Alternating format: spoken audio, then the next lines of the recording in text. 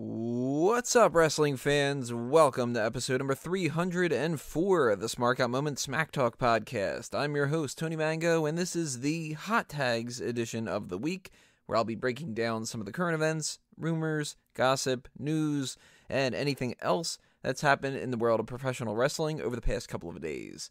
How's everybody doing today? Make sure you leave your comments below and tell us what you think about these 5 topics.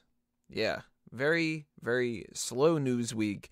We did everything No Mercy related with No Mercy. So this is one of those scenarios where everything's just sort of pre-No Mercy, post-No Mercy. The fallout of that is stuff that we are covering on other capacities. And nothing really else has been happening. So this is going to be a pretty short edition. And let's just go ahead and get on with it. First things first. Maria Kanellis is pregnant. She's apparently 13 weeks pregnant, so we won't be seeing her.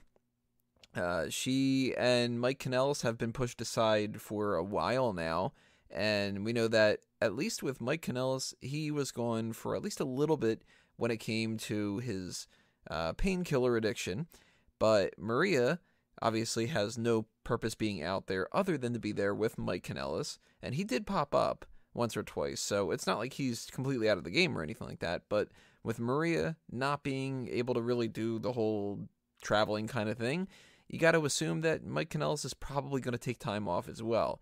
And the first thing I thought of when it came to this was, Jesus, do these two have to copy Maurice and Miz in every way? Because Maria and Mike have been basically doing something similar to what Miz and Maurice had been doing for a little while.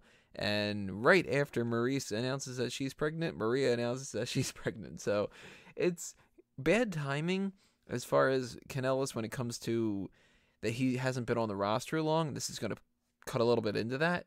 But you know what? He wasn't really doing all that well. And when you think about it, this might be actually the best timing for him. Because if Mike and Maria spend the next couple of months and they're not in, the realm of WWE and SmackDown and everything like that, maybe Mike Kanellis will go down to NXT, and it'll make it a little bit easier because he can just, record a couple episodes and stuff. It'll give him a little bit of time to adjust a little bit better.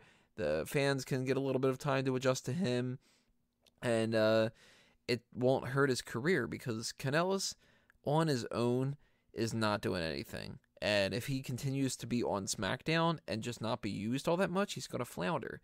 So I think that in the end, this is going to be a good thing, outside of the fact that, it's a good thing that they are going to be having a kid, But as far as career-wise, it's not going to help Maria in any capacity. It's going to make it harder for her.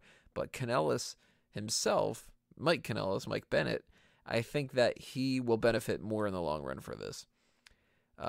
Speaking about careers and being out on the shelf for a while, Jeff Hardy's injury has been confirmed. He has a torn rotator cuff, and he's going to be undergoing surgery at the beginning of October. And now, today, they have said that he's expected to be out of action until May of 2018. So that's after WrestleMania, which really sucks because the Hardy Boys, I would have assumed, would have been featured at WrestleMania in some capacity, either in like a tag team match for the Raw tag team titles, going in defending the belts, or going in challenging for them. Or maybe they could have had enough of a time to start building into that broken or woken, whatever they want to really call it, those kind of gimmicks and stuff. Now, what's interesting is if we know that Jeff Hardy's going to be out for that long, are they going to try to use Matt Hardy as a singles competitor, or are they going to try to just brush him off to the side too? That'll be very interesting because this could be the motivator to start doing this woken Matt Hardy thing. And if they do that, then how are they going to tie that back into Jeff Hardy when he's able to return? Is he going to return and just kind of be a part of the tag team again? Or is he going to return and they're going to not necessarily be a tag team anymore? Because we know that there's a possibility that they won't stick as the Hardy Boys, that they could go off on their own. They did it before in WWE. I don't think that's going to be the case, but I would like to see them just go ahead and go with the Matt Hardy singles push. Jeff is not going to be able to just hang around, and that's a big enough injury that he is going to be out for many, many months. It's not like something like Bayley's injury where she was going for about like a month and a half or something like that. This is going to be significantly longer. And if Jeff is going to be out, Matt can't really sustain himself just being one half of the Hardy Boys. He needs to be Matt Hardy. So I would like to see them go for that kind of a push. And if they do, whether he's a heel or a babyface, I'm assuming babyface because the crowd loves it, that would be pretty interesting. And then he can be in the mid-card, and he can be feuding with, Elias. He could be feuding with, well, he can't really be feuding with Finn Balor unless Finn Balor turns. But, there's options for, Jeff Hardy being out of the mix. Maybe Matt Hardy and The Miz get into something. Maybe Matt Hardy moves over to SmackDown. If it ends up being the case, they could always move people around. There's nothing stopping them from doing it. So, yeah, I'd like to see that. I think that could be the most interesting way to go about things. Let's go with Cody Rhodes here. He had two things he was in the news for this week. One of them, and the bigger story, is that he has signed an exclusive contract to Ring of Honor, where he's going to be there for at least a couple of years, according to some reports. And he seems to be happy about the case, so that's good for him.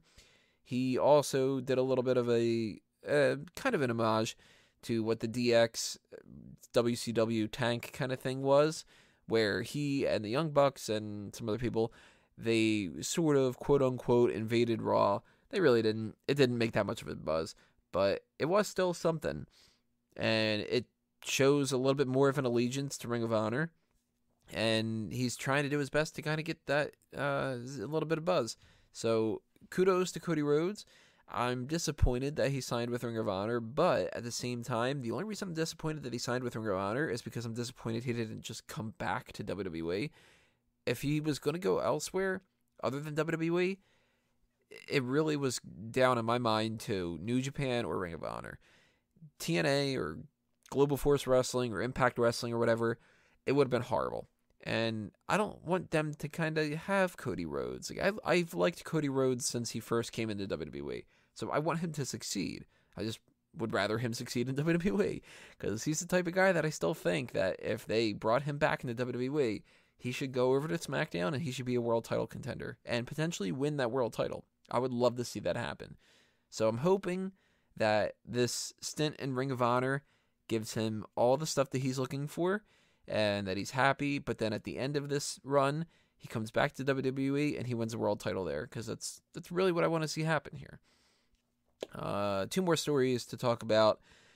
I always like to give you guys my thoughts on whatever the latest thing for special stuff on the WWE Network was for this week. And that was the second episode of WWE Story Time, which was It Wasn't Always Easy. And the past couple of times that we've been talking about Story Time, and actually the past couple of times we've been doing any kind of specials, I've been saying that you can really skip them. But even though this one is technically you can skip it because it's not going to screw up your continuity of anything, this was actually my favorite episode that we've had in a long time. We had 5 stories. One of them was Luke Gallows talking about how he was crawling naked through a Tough Enough trial. One of them was Chris Jericho about the hard training in the Heart Dungeon. Randy Orton talked about the first time that he had tax with his match against Mick Foley. Mick Foley was talking about driving with DDP and how it was kind of hectic and chaotic because DDP would always like to watch his matches while he was driving. And Austin talked about losing his hair and how he got the name Stone Cold Steve Austin. So I thought these were actually pretty funny and overall pretty entertaining. So I'd recommend that you guys should check them out if you get a little bit of time because it's 20 minutes or so. So not a huge commitment. And I got a couple of chuckles out of me kind of. So thumbs up when it comes to this episode. And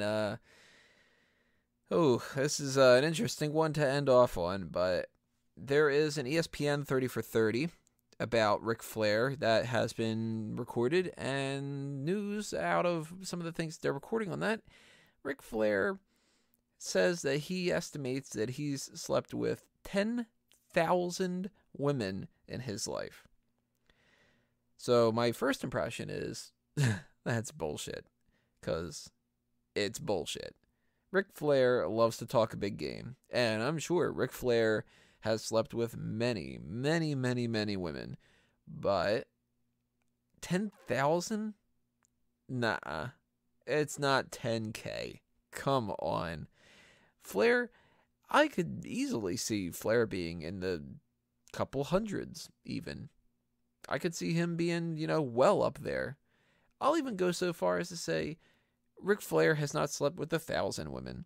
But if you would have told me Ric Flair slept with 200 women in his life, 300 women in his life, whatever, I can see that, because if he goes to a different town every night and he meets some random bimbo at a bar and sleeps with them, yeah, I can see that being the case. He was flying around all over the place. He was in towns constantly on wrestling tours, and the potential of him sleeping with 2 or 3 women at a time and stuff like that. If he's telling the truth about that, then that boosts up the numbers quite a bit with that. But 10,000 women, nah, Ric Flair didn't sleep with 10,000 women. And I'm 100% positive, or at least as close to 100% positive as I could be without having actual documentation or physical proof or anything. But out of those not 10,000 women, Halle Berry's not one of them. So, tying back to that one. Those are the hot tags for the week, everybody, though. Tell me what you thought about them. Leave your comments below. And if anything else happens throughout the week, then we will tie them into next week, or we will talk about them on the mailbag, because that is the next thing that you guys are going to be having on this channel. That'll be up on Friday at some point, either Friday afternoon or Friday night. Kind of depends on when we're recording it. But if you have any questions you want to submit to us, you only have a little bit of time to send those in, so do that ASAP. And make sure you hit that subscribe button if you haven't done that already. And when you do that, ring the bell and check off that you want to see notifications, because then you will get notifications of when we post that video and all the other coming content up in the future. And follow us on Facebook and Twitter at SmarkOutMoment. And keep checking SmarkOutMoment.com for all the articles that are specifically on the website and anything else that happens there. But that's going to do me in for this edition of the Hot Tags. Thanks for listening, everybody. This has been another Smark Out Moment, and I'm being counted out.